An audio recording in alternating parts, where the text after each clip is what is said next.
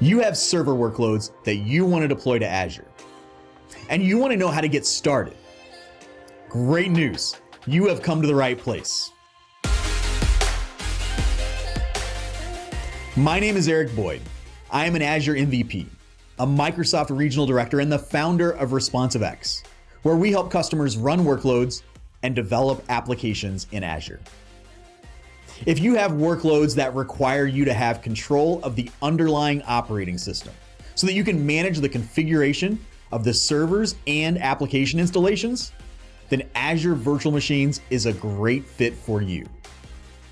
In this video, I'm going to show you how to get started deploying your server infrastructure to Azure Virtual Machines. I'm going to dive right in and start creating a virtual machine in Azure.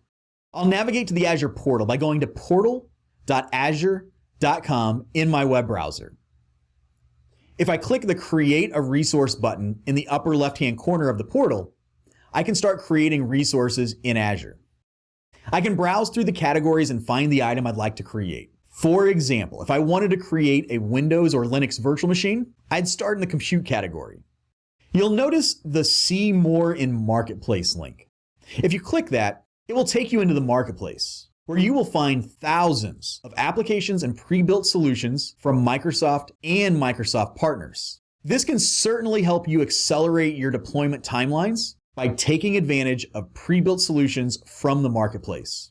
To deploy from the marketplace, you will need to have a payment method associated to your Azure subscription. So you won't be able to take advantage of the marketplace during a free trial. But I wanted to make you aware of this because this is another reason to upgrade your subscription from a free trial to a pay-as-you-go subscription. Since I'm just getting started with Azure, I want to begin in the Quick Start Center. So I'm going to click on the Try Our Quick Start Center link. I'm going to the Projects and Guides section. In the Start a Project section, you'll see several core Azure scenarios. I'll choose Deploy a Virtual Machine and click on the Start link. Now it will ask me if I want to create a Windows or a Linux virtual machine.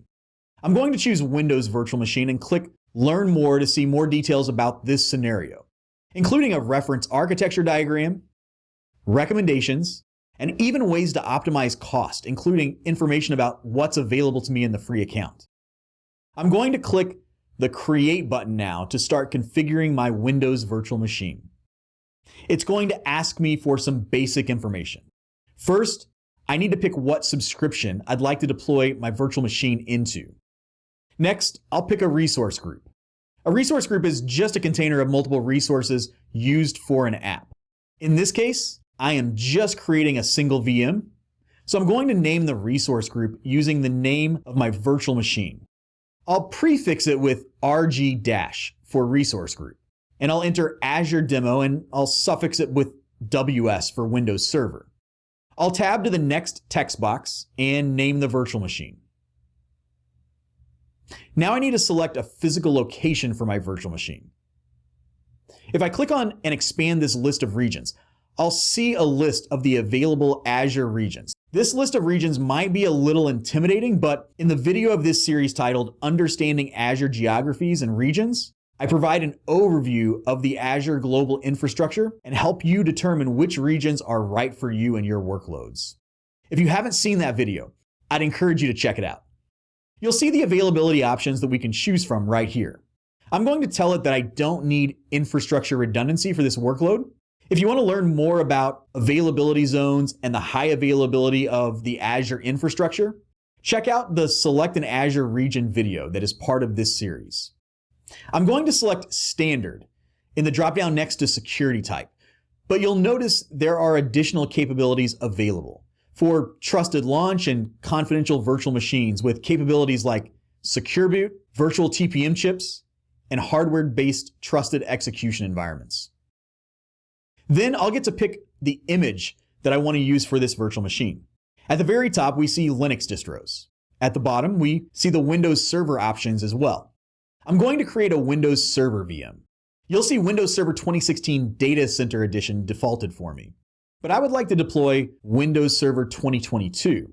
Now, this is not the full list of available images. It's just the popular, featured, and recommended options.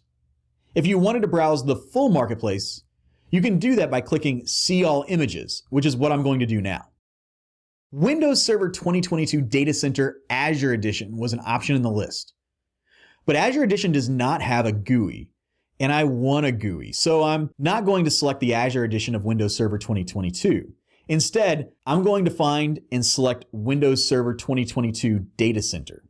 When I selected the image, I selected an x64 targeted image. But below the image dropdown, you can select between ARM64 and x64 architectures for the VM, based on what is supported by the image you select. If you have compute needs that can tolerate outages like background processing that isn't time sensitive, you can take advantage of price discounts on unused Azure capacity through Azure Spot instances. Next, I'm going to configure the VM size. I'm happy with the size that is selected here, but I do want to show you how you can pick the sizes. So I'm going to click on See All Sizes, and this will take me into the size browser. From here, we will see a list of sizes that are available to me for my subscription and subscription type, as well as the region that I've selected. Now you'll notice that I'm seeing popular sizes under the Most Used by Azure Users grouping, but there are many other groups that I can browse.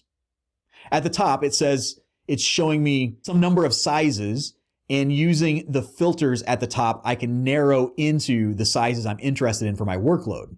I'm going to change these filters, and I'm going to tell it to only show me sizes with 1 to 8 CPUs. What's important to understand here is that Azure has a VM size for every workload that you could imagine. You saw that I had the option of several hundred CPUs. I can provision VM sizes with 832 CPU cores if I have a compute-intensive workload. If I have a memory-intensive workload, I can find VMs with tens of terabytes of RAM. If I want to do some AI modeling or some rendering, there are VMs with NVIDIA GPUs. There is quite literally a size for every workload. But to keep this economical, I'm going with this standard DS1 V2 size, which will give me a single CPU core and 3.5 gigs of RAM. And remember, as part of the free account, there are VM sizes that are available to you for free. To learn more about this, I'd encourage you to check out the video in this series titled Understanding Your Free Account. Next, I'll configure my local admin credentials for this VM. After I'm done creating this VM, I can domain join this to Windows Server, Active Directory, or Intra ID. I also have the ability to configure inbound port rules. This is not comprehensive network management, but instead it's just a quick way for me to open ports that might be useful for remote management at VM creation time. In this case, I'm going with Remote Desktop. I'll click the Next button and go to the disk configuration screen. From here, I can select the performance of the operating system disk. I can attach additional data disks if I need additional storage capacity on this virtual machine. I'll click the Next button again and go to the networking configuration. Here I can configure the virtual network, the public IP address, network security groups, which allow us to define firewall policies, inbound port rules, and add a load balancer. I'm happy with these default settings, so I'll go ahead and click the Review and Create button in the lower left-hand corner. This will take me to a summary of what I'm about to do. It will show me that I'm creating a standard DS1 V2 virtual machine, and it will show me the configuration that I've selected for this virtual machine. The summary also shows me the pricing details and a cost estimate for the resource that I'm about to create. This level of transparency and insight is really important so that you have a good understanding of how much you'll be spending with your trial credits or your dollars for your real-world workloads. At the top, you'll also see a banner that shows that the validation passed. And that means that all of our settings work well together, that we have permissions to deploy this machine with our subscription, and that we're adhering to all the policies set forth by our organization for this virtual machine. I'll press the Create button and start the deployment, which will take me to the deployment screen. We can watch the deployment. The VM creation will take a few minutes because we are creating a virtual machine and all of the supporting resources for that VM. When the virtual machine is finished deploying, I can click on the Go to Resource button and it will take me directly to the details page for that virtual machine. You'll see basic configuration information at the top and tabs below that let you see more configuration properties and utilization details in the charts below. You'll also find a strip of buttons across the top that let you manage the lifecycle of this virtual machine. You can use these buttons to start, restart, and stop the VM. You can capture an image of the VM if you want to create additional VMs that look just like this one. You can delete the VM. I can even click on this connect button. When I do that, it will show me some options for connecting to this machine remotely. Clicking on connect will give me an option to download an RDP file to my local system, since this is a Windows Server VM. I can then open that up and remote desktop into this virtual machine. Now here we are in our Windows Server virtual machine running in Azure. I can configure this VM like any server in my own data center, or in this case, another cloud provider like Azure. I'm going to close this RDP session and go back to the Azure portal. I have an Ubuntu Linux VM running in my Azure subscription.